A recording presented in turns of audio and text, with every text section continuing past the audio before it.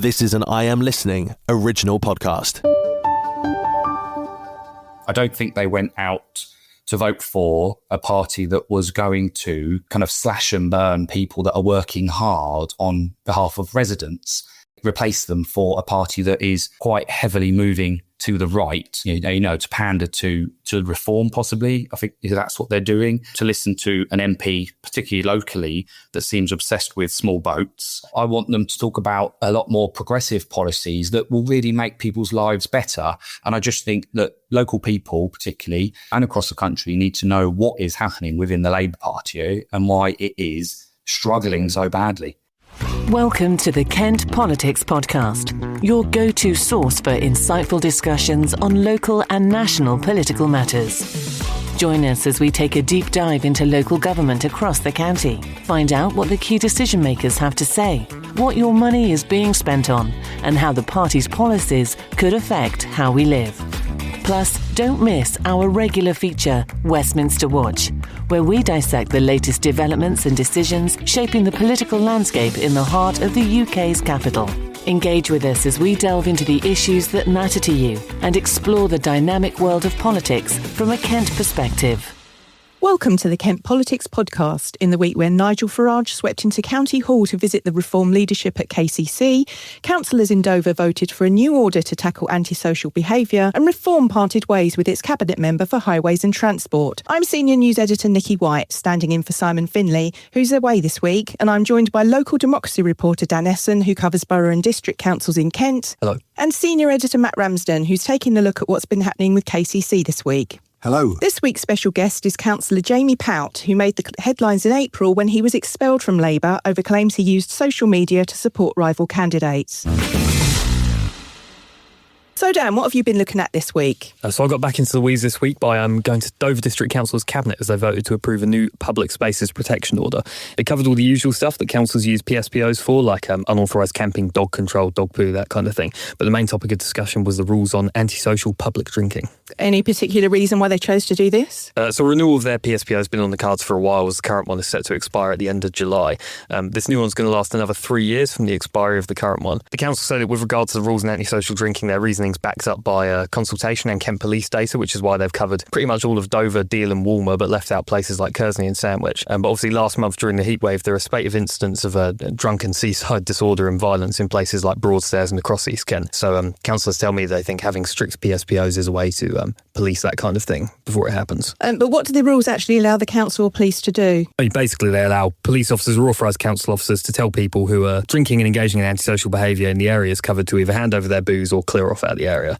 In theory, if people refuse to do so, they get hit with a fine of £100, reduced to 75 if paid within 10 days. But legally, the maximum fine that can be issued for violating these kinds of rules is up to £1,000. Of course, that all depends on police and council officers actually seeing people and enforcing against that sort of behaviour, which depends on whether there's enough staff around. Though councillors at the meeting this week, where the extension was approved, were at pains to stress the rules are only going to be used against people who are drinking and being antisocial to others. So you can still have your glass of Prosecco on Deal Pier without fear of being harassed by the police. Well, that's good news. Thanks, Dan. Matt, it's been a busy week at County Hall. Yes, it has been, starting with a visit from Reform UK Party leader Nigel Farage, who met with Council leader Lyndon Kemp-Kerran and other members of the KCC cabinet. So what was he doing in the county? He's been touring reform-run councils across the country, and it was Kent's turn. We initially thought that he was going to be in the county for some major announcements regarding Doge and some of the stuff he might have found in terms of spending efficiencies, but that wasn't the case. So what did he have to say? A lot, actually. He took aim at a number of issues, from local government reorganisation to trans books in libraries and the cost of paying for special needs pupils to be transported to school and back. He was particularly keen to talk about plans to abolish KCC and replace it and other Kent councils with a number of new unitary authorities. And he said Reform might launch a consultation scheme to gauge the strength of feeling among the public to losing such an historic institution as KCC. So how would that play out? Well, if there was a groundswell of opinion that wanted KCC to remain, council chiefs could organise a referendum on the subject where the great Kent public could have its say. I'm not sure the effect this would have on the government's decision, and I'm not sure council leader Lyndon Kemp-Kerran is on board with the idea either. Why is that? Well, she made the very valid point that a referendum would cost north of £1 million, and that's money she wouldn't want to spend at a time she's trying to find savings elsewhere. I'm not sure she was aware of Nigel Farage's thinking ahead of the comments. So what else has been happening at KCC? Another big development this week was Ashford Rural South Councillor Bill Barrett became the first member of the Cabinet to leave his position. He's been in charge of highways and transport for the past month, but he's gone. The whole thing has been presented as being amicable, and I guess we'll wait and see if that's true. Thanks, Matt. What have you been looking at this week, Nikki? So I live in a village in the Tunbridge and Malling area, and a regular topic on our WhatsApp group is whether the postman has been or not. It might sound trivial, but every couple of weeks someone will ask if anyone has seen the postie recently, as they've been expecting a letter and it hasn't arrived. Now, we're not just talking ordinary stuff. It's lots like birthday cards, bank letters, and correspondence about vital health appointments have taken weeks to arrive or just don't seem to materialise at all. And now I think I know why. Why is that? Too many dogs in the neighbourhood? So we reported this week how people living in Tunbridge, Sevenoaks and Tunbridge Wells have been waiting up to 2 weeks to get their mail, and it's all after the launch of a trial scheme. Now, this pilot is meant to see first-class letters delivered every day from Monday to Saturday and second-class mail every other day from Monday to Friday. The pilot began in May at 37 delivery offices across the UK, and that includes ones in Tenterden and Tunbridge. But it seems it isn't working, and in fact, things seem to actually be worse than ever. And now Tunbridge Wells MP Mike Martin, Sevenoaks MP Laura Trott and Tunbridge MP Tom Tugendhat, they're calling on Royal Mail to scrap the trial after receiving complaints from thousands of constituents. And has Royal Mail had anything to say in response to that? Yeah, they have. They say the idea behind the scheme is to make things more efficient while protecting customer choice over things like price, speed and reliability. But they say these pilots are an important way to test how changes could work in practice. Now, they've admitted that it is early days, but they're getting what a spokesman described as valuable insight, and they're monitoring things closely. Now, it doesn't help that a recent report found that the TN postal area was already one of the worst performing regions in the country, with just 67% of first-class mail being delivered on time between 2024 and March 2025.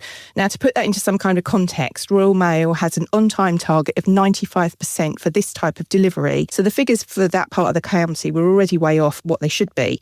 There will be plenty of people hoping that the Royal Mail listens to our MPs and tries something new, as this pilot doesn't seem to be working. Let's hope they listen to the feedback. Have you had your eye on anything else going on at Westminster? Yeah, our listeners may remember our Blue Badge Battle campaign to get temporary parking help for those who've got short-term illnesses. It's been backed by all the county's MPs, but Helen Grant, who's been on board from the start, she's managed to secure a debate at Westminster Hall, which is fantastic news, and we'll have more on that next week. Is there a topic that you would like to be discussed on the Kent Politics podcast? Perhaps you've got a question for one of our panel, or you'd like to comment on a hot topic in local or national government. Get in touch by emailing or sending a voice note to kentpoliticspodcast@thekmgroup.co.uk. Our guest today was until relatively recently the Deputy Leader of Dover District Council, despite being in his first term as District Councillor. But in recent months, he's found himself expelled from his party in the midst of conflict with a local Labour MP. Councillor Jamie Pout joins us now. Jamie, how are you doing? Yeah, I'm good. Thanks very much. Good. Thank you very much for joining us. Firstly, a bit of an obvious question, but how did you end up in politics and why did you join the Labour Party in particular? For a long time, I've been very interested in injustices, I suppose, that people face and how I can help them out, I guess. I work in education. I often see people being pushed out or, facing things that they really shouldn't be. And so as a trade unionist, I've always stood up for people, even when things don't affect me. I wouldn't say I necessarily enjoy arguing with people, but possibly it's something that's come naturally to me. So I've always tried to do my best where I can. I started off as a parish councillor in Aylsham, becoming the chair of parish council. And then I kind of felt that, I had more to offer, which is why I stood to be a district councillor. Finding my way into the Labour Party, I suppose, if I'm completely honest, I joined during the Corbyn era, which I think a lot of people did. For the many, not the few, really resonated with me. Having people hoarding wealth while other people are incredibly poor didn't sit well with me. And so, I felt that I could support a party that was doing something about that. Like I said, you were on Aylsham Parish Council and then you got elected to District Council and very rapidly became the Deputy Leader of District Council. Obviously, that's a lot of responsibility to balance with having a full-time job. What was that like? Yeah, it was great, actually, really enjoyable. I think I was quite fundamental to the campaign when we won the council. in May 23, I ran a lot of the campaign. I made the leaflets. I did a lot of social media. I was out every single weekend, even though I had a very young family. And so I'm very grateful that my family is very supportive of what I do. So I think it was only fair, I suppose, that the leader, Kevin Mills, put his faith in me to be his deputy. I think we worked very well together. We kind of bounced off each other. We had different strengths, different weaknesses. And so we worked very well. I guess it's fairly unheard of to have someone so young, so new in their political career, having just been elected to get on the cabinet, but not just that, to be the deputy leader. So I did find it took up a lot of my time. I do have a job as well, which I think is great. Or it was great in that group of people, that Labour group, that a lot of us had jobs. And so we could see things from a different point of view. You know, we weren't all just retired members. We were people that do a whole range of jobs. You know, I'm a teacher. I teach still. I go into lots of schools at the moment. I'm a trade unionist. And so, you know, sharing experiences with other people who are in the care sector, people who do all sorts of different jobs was fairly rewarding, I found. In April, you were expelled from the Labour Party, the party you've been a member of for some years. Take us through how that took place. This is quite a long history, but I wasn't necessarily aware that anything was going on. And I guess that's the most frustrating thing, that I thought this was going to be absolutely fantastic. I thought having a Labour district council and a Labour MP with a Labour government was going to be absolutely fantastic for this area. We would, get lots of support. We'd be able to do absolutely fantastic things for the people of Dover and Deal, the constituency, the district. This was going to be a monumental period of time for local people. But what's transpired, I suppose, is that from as far back as March 2022, when I was having some exchanges with Mike Tapp on Twitter, I had some exchanges then, just, pleasantries. He was trying to get elected or selected even as the candidate for Dover and Deal for Labour. He messaged me on Twitter. He messaged on another Twitter account. So I have two Twitter accounts. I was trying to keep politics and education separate at the time. It turns out then in December 2024, he made a complaint to the Labour Party, essentially alleging that I ran a Twitter account that supported independent candidates. I could prove that Twitter account was not mine. And actually the person who owned that Twitter account came forward, provided a statement to the Labour Party to say that they owned that account. No one else had ever had access to it. But the Labour Party decided that on the balance of probabilities that it was mine. And so I was expelled on the 29th of April. And that was it. I'm no longer in the Labour Party. As a consequence of that, then at the Dover District Council's annual general meeting in May, I was removed as the deputy leader. And so I find myself now as an independent councillor. And just for the benefit of listeners, obviously, I have to say this as Mike Tapp himself isn't here, but when I covered this story when it initially happened in April, Mike Tapp did not respond to my question about whether he specifically made the report against you, though he did comment saying that as a former Labour member, of course, you'd be critical of the party. And the individual you mentioned, Angie Ray, did indeed also tell me that she ran this Twitter account, not you. Yeah, and of course, he can say that obviously I'm going to be bitter about the party. Yeah, that's fine, and he can claim that he didn't make those allegations. But I'm happy to share the report that was put to me with anyone that wants to see it. One person provided evidence, and one person only provided evidence, and that was Mike Tapp. And so someone else might have made the allegation, but that person was never shared with me. Mike Tapp's evidence is the only one that appears in the allegation. And so, I think it's safe to assume that has come from him. I think most people would assume that this was a straightforward factional knife fight. Mike Tapp is, in the eyes of most, very firmly on the right of the Labour Party. He was, he used to work for the MP John Speller, who's a sort of a veteran of what's called the old Labour right. And obviously, like you said earlier, you joined during the Corbyn years, so were very much on the left of the party. Why do you think he spent his time seemingly trying to get you kicked from the party? Yeah, he used to work for Rosie Duffield as well, but I don't think he widely promotes that.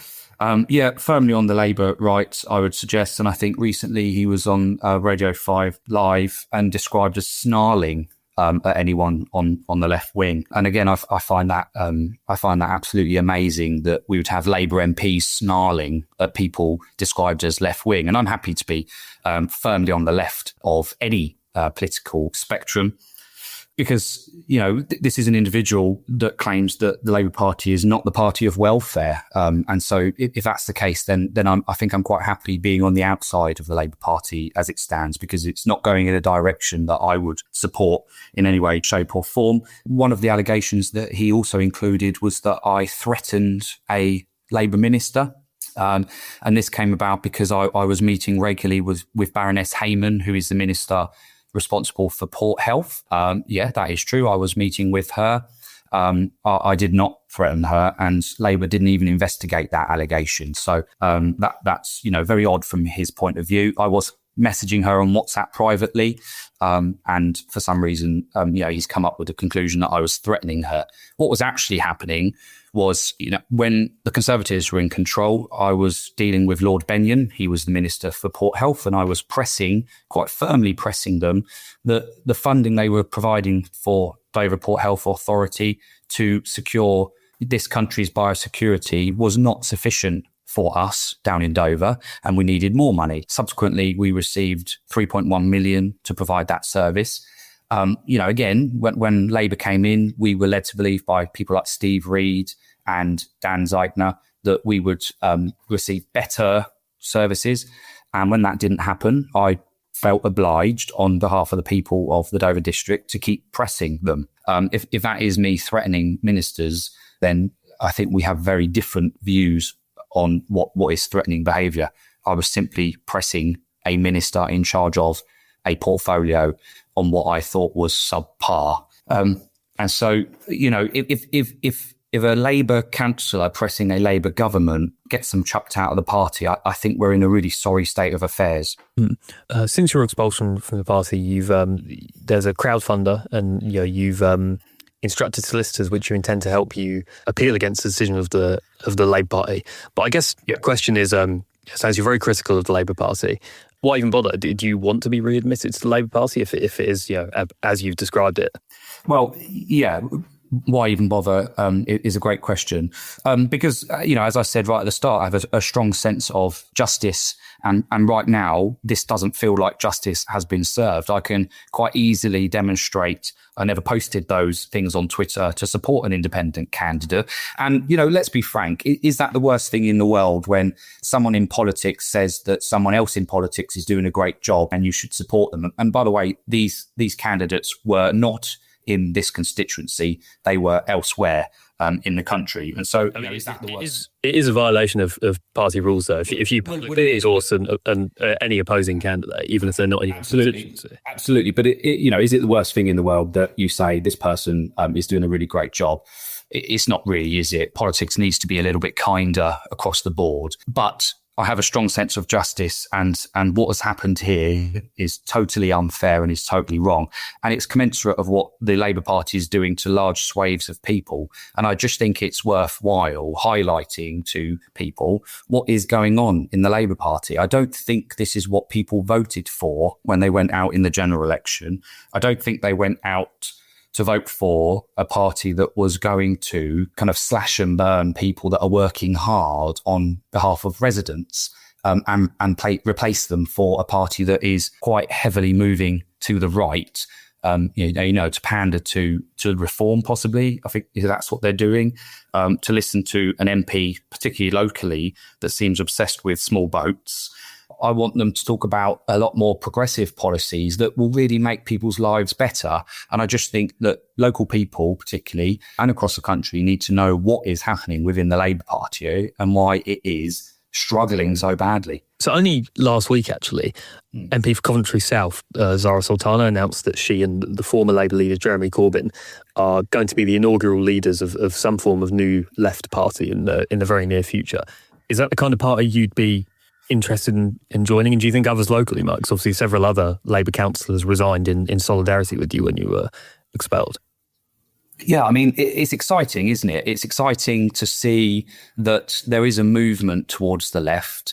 If you've got the Labour Party that is now firmly in the centre, arguably centre-right, you're definitely going to open up a space for people who want to see progressive politics, who want to see the use of food banks decreasing rather than increasing, who want to see things like buses being addressed, who want to see nationalisation of, water utilities, of energy, of large national infrastructure. I think it's exciting to see that people are rallying together and saying, actually, we don't have to rely on a party that is shifting away from kind of our core values. Where I see myself in the future, I don't know. I'm quite happy as I am, as an independent councillor. Tonight will be the first, proper full council meeting for me as an independent group leader. So I don't know what the future holds right now, but I will keep, fighting those fights that I have been taking to the government on Port Health. Southern Water are pumping into the sea in Deal at the moment, which they haven't done for a while. So we have to fight that fight. I want people's bills to come down. I want people to have a better life than they have done previously. So I will keep fighting that fight. Exactly what that will look like for me in the future, I just don't know. But I'm very thankful to the two cabinet colleagues, Councillor Blair and Councillor Zoster, who resigned in solidarity with me. I'm grateful that there are people that have morals and they stick to them out there in politics. But it really is good to see people wanting to see fair policies on the left of politics. And my last question is, do you think Labour is going to win the next general election, and would you even want them to? Yeah, that's a really good question, isn't it? We're a long way from an election, aren't we? And a lot could happen in that time. Would I want them to win? Well, I certainly wouldn't want Reform to win. I would be really concerned, particularly as a trade unionist, to see Nigel Farage as Prime Minister. I would be really concerned to see some of the policies of the right wing being enacted nationwide. Here in Kent, we've got a Reform Council. I'm really concerned about what they're going to do to people's rights. When we're worrying about flags and the location of library books, when there are so many more important things that will tangibly improve people's day-to-day lives, that's we're really looking at the wrong things there. And so I would worry about Reform taking control. So, an alternative, absolutely I'd want an alternative to that. But if this is the direction that Labour are going, then I would have to think carefully about, where my vote would go, that's for sure. Councillor Jamie Pout, thank you very much for your time. Thanks so much.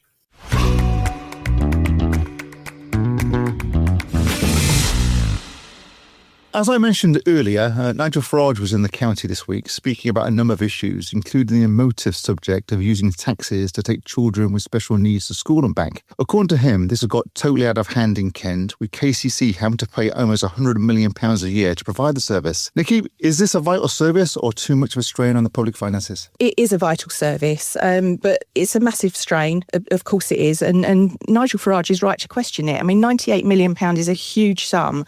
And if we're looking at every penny, every wave and every penny to save money, we've got to explore every avenue to find ways of making those savings. We've all heard of cases where parents spend years, they're just fighting to get SEND provision for their child, and then only to find out that the best teaching is at a school either at the other end of the county or even a completely different county. And that's not good for anybody. I mean, the child may get the education that they need and deserve, but then they're knackered from an extremely long day travelling to and fro, with sometimes trips of an hour, 2 hours either end of a school day. The parents are also faced with a logistical nightmare of school runs, and that's made even worse if they have other children that they need to look after too. And then you've got the authority that's been left with a huge transport bill. Now, I think the authorities, they face an impossible dilemma. They have a legal obligation to provide a child with an education and get them there. So if they do fork out for a specialist teacher, they've got to make that decision. Do you have the specialist teacher on the child's doorstep, or do you then foot the bill to take the child to where the teaching is available, if that is miles away from home? I think Nigel Farage is right. There's got to be savings to be made, but I just don't think it's going to be the massive figures that are going to need to make a decent saving. I mean, what do you think, Dan? Part of the reason it's so expensive is that the demand has massively expanded, but also it's the amount that councils pay for any individual journey under the sort of special educational needs transport to school programme is well above the odds what you would pay as a regular member of the public for journeys of approximately the same kind of distance and time of day. Part of the reason for that is it's a story common to all government, national and local government outsourcing, where essentially the government has a legal responsibility to provide some kind of service. They don't have the capacity or means or will to provide it themselves, so they have to go to the private sector to do it. There's a limited amount of actors in the private sector who are able to provide that service, so they're essentially able to corner the market. A taxi company comes to a local council and says, you've got 20 kids locally who need to go to school every morning because they have special needs and don't want to get on the bus or that kind of thing. I've got 20 taxi drivers who are available at 8 o'clock every morning. You're going to pay me whatever I ask for it. So essentially, I think it's pretty much an open secret that local councils get fleeced by private taxi companies on the cost for these things, which it probably would end up being cheaper if parents literally paid for a taxi to send the kid themselves. But because it's managed through the council and through the system of outsourcing, it ends up being horrendously expensive for something which really shouldn't be. And the other part of it is that demand has massively expanded. Everyone knows there's a huge waiting list for educational healthcare plans, which are what entitle children to an official recognition of their special educational needs and disabilities. And in the past 5 to 10 years, the amount of children with those healthcare plans and thus entitled to extra support, like a lift to school, has grown exponentially. There's a huge waiting list of people who want to be officially registered as such. And for good reason. As a parent with limited time and money, a child who might need some sort of support, why wouldn't you try to apply for it? But eventually what that means is that local councils are paying huge amounts of money to transport loads of children to school, some of which I think a lot of people would probably agree aren't necessarily in as much need as others. But going back to Farage's point here, there will be a lot of people in Kent who will agree with him, and their argument will be, why should I pay my taxes so £100 million is spent on taking other people's kids to school? What would you say to that, Nikki? A child needs to get to school, and I think the difficulty is that particularly with SEND children, they're not always able to go to the school that is closest to them or is the most suitable place. Now, a parent with a SEND child is probably not going to be in the highest paid job anyway, so doesn't have much disposable income because their time is devoted to looking after that child. But equally, why should your child suffer because you can't get them to school? It's not a decision that I would want to be making. I think it's really hard. I think the authorities are caught between a rock and a hard place. Is it down to a parent to get their child to school? It is down to a parent to get their child to school in terms of making sure that they turn up every single day to fill that place. But how they get them there shouldn't necessarily hit their pocket if that means that the person who is going to be the best teacher is at the other end of the county. You're living in Dartford, the best teaching is in Dover. If that's what's suitable for your child, then the transport needs to be in place. Now, okay, you could argue that you might want to move the child and move the whole family, but what if you have 2 children with special needs? Do you live in the middle of the county and then take one in one direction and one in the other? It's just not feasible. It's a very difficult debate. Dan, you talk about how the councils are over a barrel at times, where firms will come along and say, we'll give you this service, here's a price, take it or leave it. But the whole policy of transporting kids to school, it's grown massively in recent years. Why is it just taken off so much? It depends who you ask, essentially, but like I said, it's no secret that the amount of children who are officially registered having special educational needs has hugely expanded in the past 5-10 years. And some of those children will be entitled to transport to school because it's important to say it depends largely on their parents' circumstances. If you have a child who has special educational needs, but the parents are perfectly capable of getting them to and from the relevant educational institution, you don't just get it if you ask for it. You do have to hit criteria for it. I guess it hits a much more difficult and I guess philosophical question about why is the rate of children who have real or perceived special educational needs increasing. And I think there's an argument to be made that these things are not illnesses which drop out of the sky by random chance like things like cancer. They are in part conditioned by the world around them. And it shows in that, for example, diagnosis of special educational needs are significantly more prevalent in people of lower socioeconomic backgrounds. Essentially, the poorer you are, the worse your life circumstances, the more likely you are to be diagnosed with special educational needs. So it's sort of at the confluence of decades and decades of social and educational and economic problems that have led to what we see now, which is councils with a constant backlog of parents who quite rightly say they need support with their children. OK, that's your lot this week. Thanks to Dan and Matt for their contributions and to special guest Jamie Pout. Don't forget to keep an eye on Kent Online for the latest politics coverage. And you can also sign up to our Politics Briefing newsletter by visiting kentonline.co.uk/newsletters. And don't miss KMTV's politics show every Friday at 5 p.m. See you next time.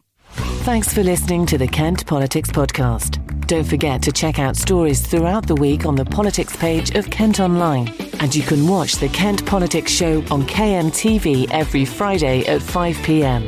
or on demand at kmtv.co.uk. This has been an I Am Listening original podcast. For more information, head over to our website, im-listening.co.uk.